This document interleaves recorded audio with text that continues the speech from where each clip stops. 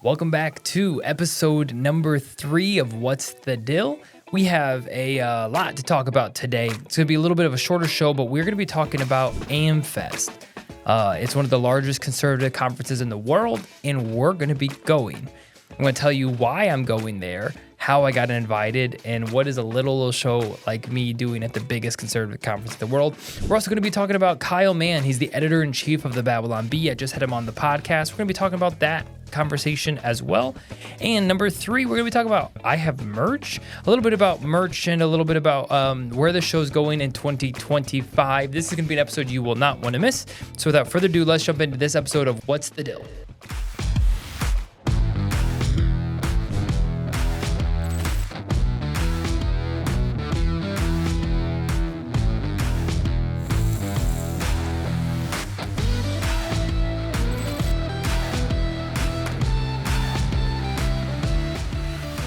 All right, everyone, welcome back to What's the Dill, episode 3.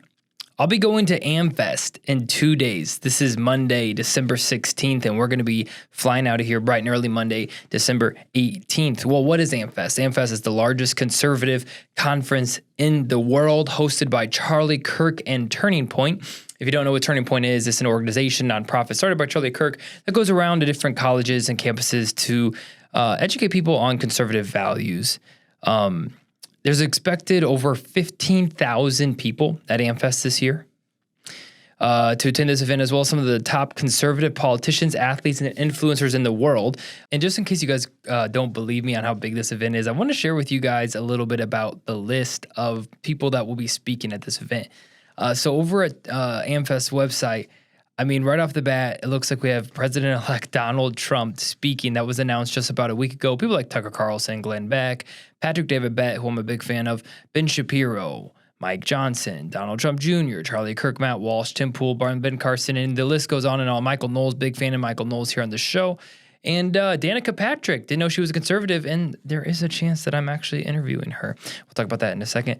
All the way down to Riley Gaines, who's swimmer for the swimmer in battle with Leah Thomas. And Brandon Tatum, we know, good friends with Brandon here on the show. We had him on the show as well.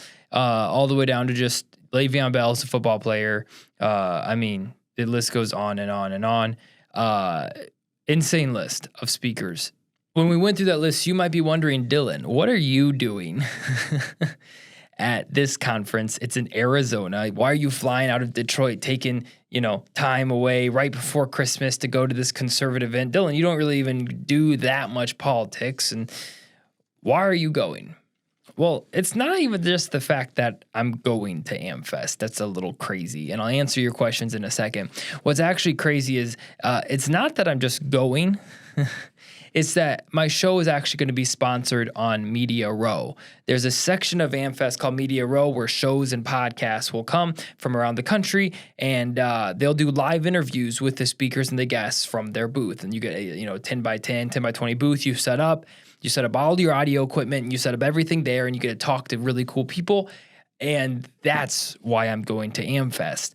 By the time this airs, this show is probably gonna come out either Wednesday or Thursday while AMFEST is going on. And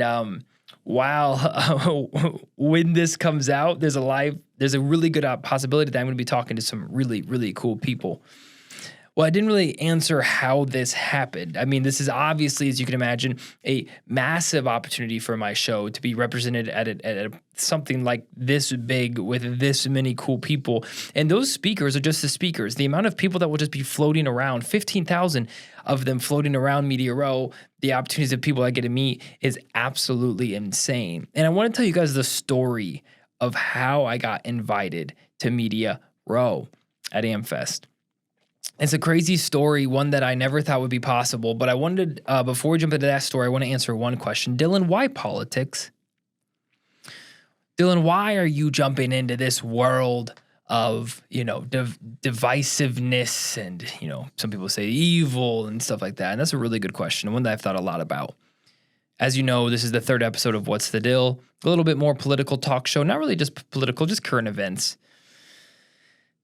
And I want to answer that question because a couple people have DM'd me and have been less than thrilled that I've taken this route. And I just wanted to kind of give a little answer to them. When I started the show back in 2023, this was an entrepreneurship show. I was here to interview business owners and learn from them, the local Metro Detroit area. And that's what I did to start. And I really enjoyed that. And that's going to be a continued part of the show.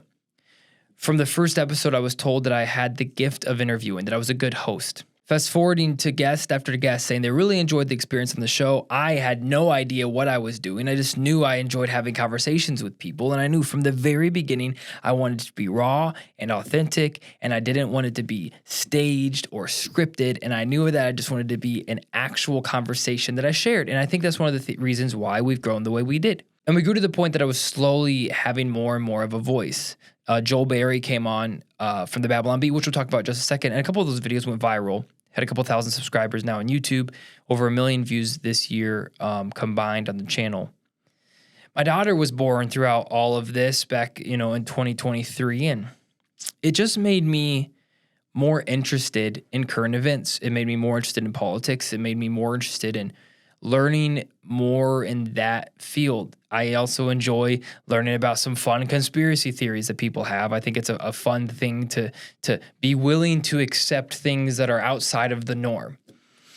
And so I started just hanging around those people. I started hanging around more political type guests. And as you know, then I asked Brandon Tatum to come on the podcast. And to answer everyone's question on why politics and why current events is really simple. I believe in America, we need more sane people talking, not less sane people talking. There are a lot of people that have chosen to completely disregard a lot of the craziness that's happening in the world. There's a lot of people that have said, no, you're overreacting to these certain debates. You're overreacting to transgenders in sports. You're overreacting to certain communities destroying cities. You're overreacting to, and then they gaslight us to say, well, you actually shouldn't talk about it. In fact, my own business here in Detroit has been affected in certain ways just already by me jumping into these conversations. And as I thought through it, it seemed like the Lord kept opening doors to go down this path of interviewing more people in politics and current events and economics and conspiracy theories and just things outside of just the business realm. And that's the story I want to tell of how I arrived at AMFEST, because I throughout the whole journey of my podcast, I've not been a political podcast, and I'm still not a political podcast. I might give you my opinions every once in a while on a weekly show, but overall, I just ask questions and let people talk about their experiences. I really have no idea who a lot of these people are. I have to do tons of research to prepare in 2 days. So how did I get here? Well, it all started with a good friend growing up. His name was Aaron Berry. Aaron Berry is a pastor down in Florida. We grew up together, Aaron, Sam, and their older brother's name is Joel Berry, who works for the Babylon Bee.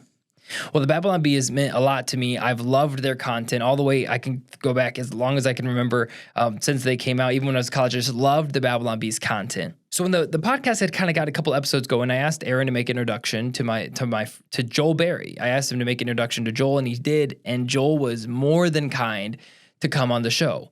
Joel is within drivable distance of my studio, and so he was able to make the drive one day, and he came on. And that conversation, I never expected what was going to happen as a result of that conversation. During that conversation, we talked about something that Aaron's brother told me that happened, and I wanted to get Joel's take on it.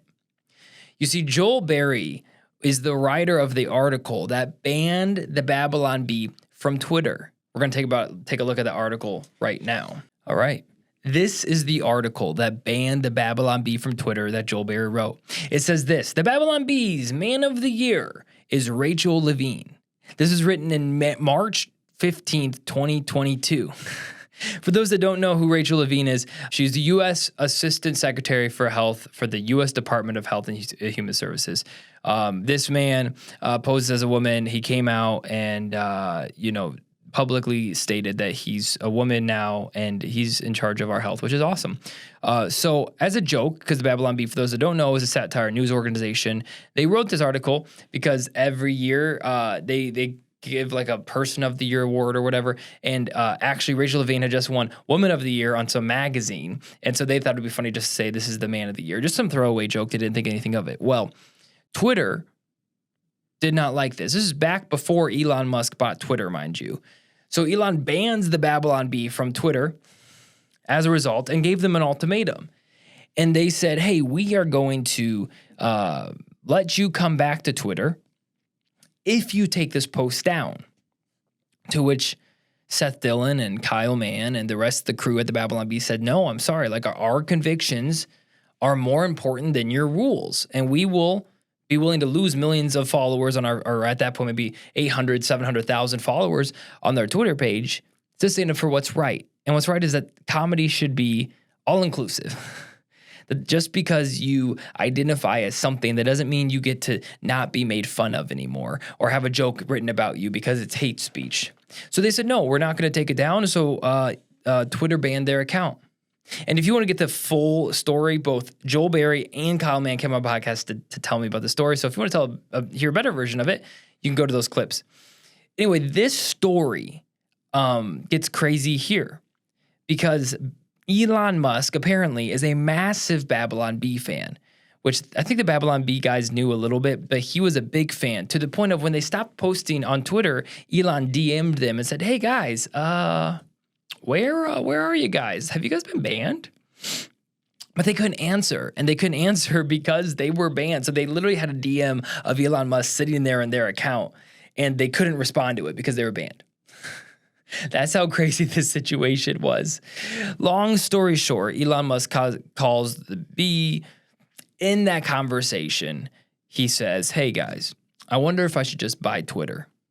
And next thing you know, a couple days later, Elon announces he's interested in buying Twitter, and the rest is history. That story, when Joel Berry told it on my podcast, went absolutely viral. Where Elon Musk bought Twitter, the Babylon Bee was kicked off Twitter. They were banned from Twitter, the Babylon Bee account. Yeah. And I heard a rumor that you were the person who wrote the article that sparked that whole saga that eventually potentially sparked, the whole Elon buying Twitter and that whole thing. Yes. Like walk me through, if you won't mind sharing with our guests Absolutely. that story, because Rachel Levine, who is the assistant HHS secretary for the Biden administration, who is a biological man who dresses as a woman, had been named by USA Today as the Woman of the Year, which is just funny by itself. Right. Right. Right. Woman of the Year, a dude. Okay. And I was like, okay. So this thing had just happened with USA Today. We started kicking around ideas to make fun of it. And I was like, well, let's give Rachel Levine our own award, because sometimes we do that. Every year we give Donald Trump our Christian of the Year award.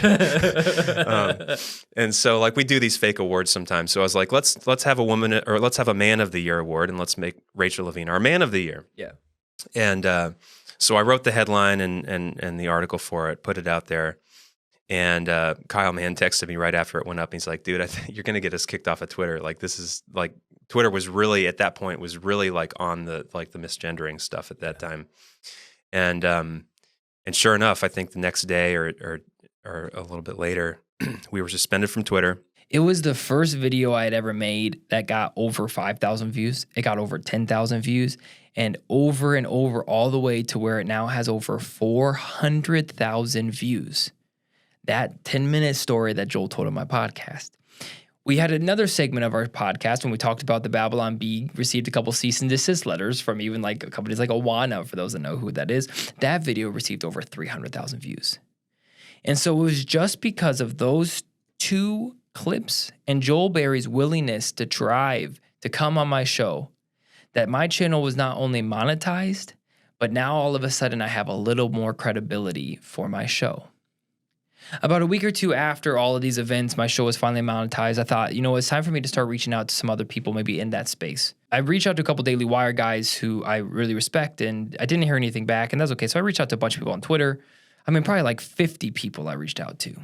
And it was a Friday. I was exhausted. I reached out to a bunch of people. I was getting ready to leave work, and a notification of a YouTube channel that I subscribed popped up. And the YouTube channel is called Officer Tatum, and he just released a video. And I was just like, man, that'd be so cool to have Brandon on the show. He seems like a really legit guy. So I went to the YouTube channel. I couldn't find any information. Went to his website and found that he had a contact form. So I said, you know what? Screw it. I've, at this time, maybe 1,800 subscribers on YouTube. I'm like, you know what? Let me just send him a quick contact form message. Type it out, send him a message, hit send. And guys, it wasn't a couple minutes later, I get an email directly back from Brandon Tatum saying, I'm interested. Contact my admin. If you guys could have seen the look on my face when I received that email back. Guys, keep in mind at this point, the only reason I even got Joel Berry on the podcast was because I had a connection with his brother. I in the space, I'm a nobody with little to zero credibility. But it was just because of Joel's kindness, a couple viral videos that I was able to get on someone like Tatum's, just whiteboard to even just check out and see what my stuff's about. He said he was down, and I contacted his admin, and we got a virtual podcast scheduled. At the time, I was only doing in-person podcast, and I was really trying to figure out how we could get this in person. I remember going home and saying, okay, Anna, we have to fly out to Arizona, and we have to do all these things, and we have to, move our budget around. And she was just like, Dylan, I don't really have peace about this trip. I don't have peace about us spending that kind of money right now. So I said, fine, it's fine. I won't do the trip, but we'll get a virtual interview. Something's better than nothing. Well, guys, this is how God works. The day of the virtual interview with Brandon Tatum came. Obviously, I was a little nervous. At this time, Brandon had probably 2 to 3 million subscribers on his YouTube channel. I had 2,000. So the opportunity for me to gain a new audience and talk to a new person and make a new friend in the industry was big. I couldn't blow it. I wasn't so much nervous to hang with the guy. I was nervous of screwing up the opportunity. So I boot up the system, first time using I was borrowing Trevor's computer. I was doing this, and we got everything on, I think it was Riverside FM, and everything set up. And, they join, and the chair that Brandon will be sitting in is empty. And the producer walks in, is like, hey, man, he'll be here in a second. I was like, okay, great. Brandon walks in, and I'm like, all right, it's go time. Time to show up. We start talking, just small talk, and he just goes, hey, man, I'm hearing myself. I'm like, Dylan, are you here? He's like, are you hearing yourself? I'm like, no, I hear myself. He's like, I'm hearing myself. He's like, every time I talk, there's an echo in my ears. So that went, and it was so bad in his ears, he couldn't even focus on the conversation. So we had to stop the intro to the podcast. We spent 15 minutes troubleshooting, and we couldn't figure it out. When we're almost kind of ready to kind of call it quits and reschedule, he goes, hey, man, where are you from? And I said, well, I live in Detroit. He said, well, I feel like I'm going to be in Detroit soon. And he looked at his calendar. He's like, man, I got an event in Detroit. And he said, I kid you not, he said, well, maybe we could do something in person. And when he said that, I was like, yeah, if we could figure it out. And I was like, of course, yeah. I was like, yes, absolutely. I'd love to figure it out. He said, work with my assistant. We'll get something scheduled. Next thing you know, June comes by. He's here for a massive event. We get it worked out to where I come, pick him up from the event in Detroit, drive him to the studio. We record, he said 30-minute podcast. We record for over an hour. Not only that, he skipped hearing Trump speak to come hang with me. Then we went out to dinner, hung out for the evening. And throughout that evening is where he said, Dylan, he said, there's an event in December. It's called AMFEST. You need to come. If you can figure out a way to get there, I'll help in ways that I can. But I'm telling you, man, if you can go on Media Row, and I'll put in a good word for you, but if you can get on Media Row, the amount of really cool people and influential people that you're going to be able to meet is going to be life-changing. So that's why I'm going to AMFEST. I was invited by Brandon Tatum when he came on my podcast. He said it was something that he should make. I called the Turning Point people. Guys, I'm telling you, the moment the application dropped on the website or available for Media Row to fill out a spot, I filled it out. I was told by Turning Point that I was the first person to fill out the Media Row spot. That's how dedicated and excited I was to try to make this happen. But even through that process, I didn't think that there was really a chance that I was going to get accepted to Media Row. I really thought that it was going to be one of those things where they said, hey, we appreciate you, but, you're not quite big enough. And which I would completely understand that, by the way. I got a call back from Aubrey, Turning Point rep. She's in charge of scheduling pretty much everything for AMFEST. She's a freaking Wonder Woman. Got a call back. She said, hey, Dylan, just want to let you know your application's been approved. And if you want it, you're in. And that's when all of this became just insane. The past few months, prepping for this event, doing bios on the guest speakers as they slowly get more and more added to the website, planning for audio, trying to figure out what we're going to transport and what we're going to pack and what we're going to wear and what we're going to talk about, how we're going to get all the footage and buying the SD cards. And it's been an insane whirlwind the past couple months, and one I'm incredibly thankful for. And so that's why I'm going.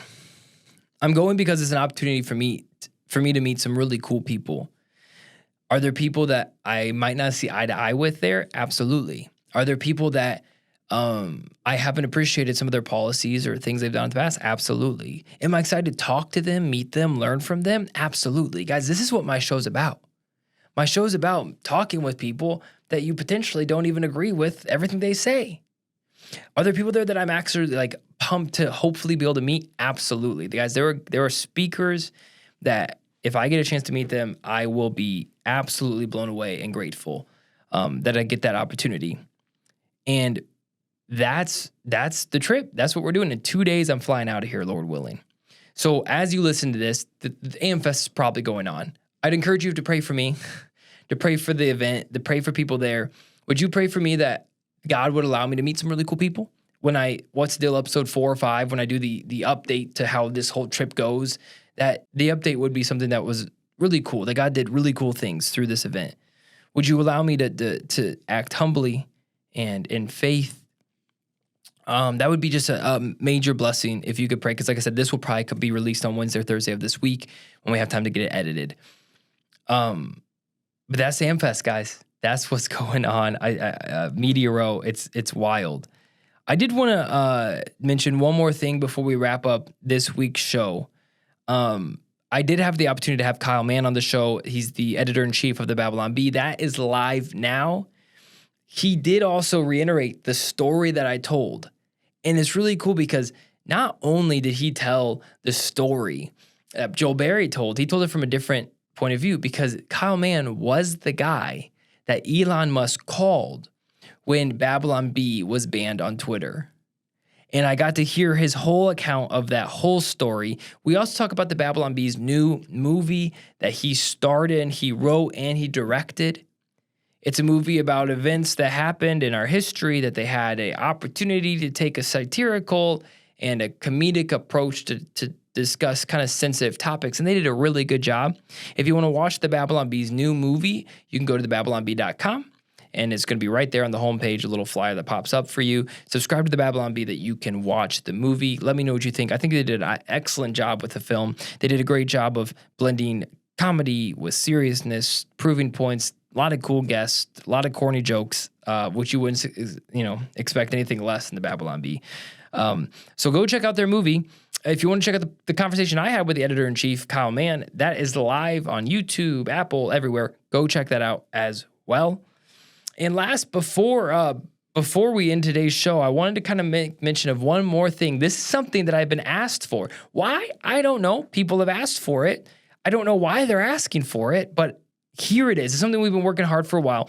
We officially have merch. I know we can cue in some woo sounds. We officially have merch, and I have some examples for you guys. So as you guys know, one of the sayings that I say all the time, when I was thinking about creating the merch, I was like, well, I don't think just having my name just plastered across someone's chest is going to be something that they're going to want to wear, or at least that I would want them to wear. I wouldn't want them to wear that. So I was thinking of a phrase that I say a lot, and I say this phrase consistently, almost every single podcast, if you caught it. And it's a phrase that I think I heard first Jordan Peterson say. I think it's not my phrase.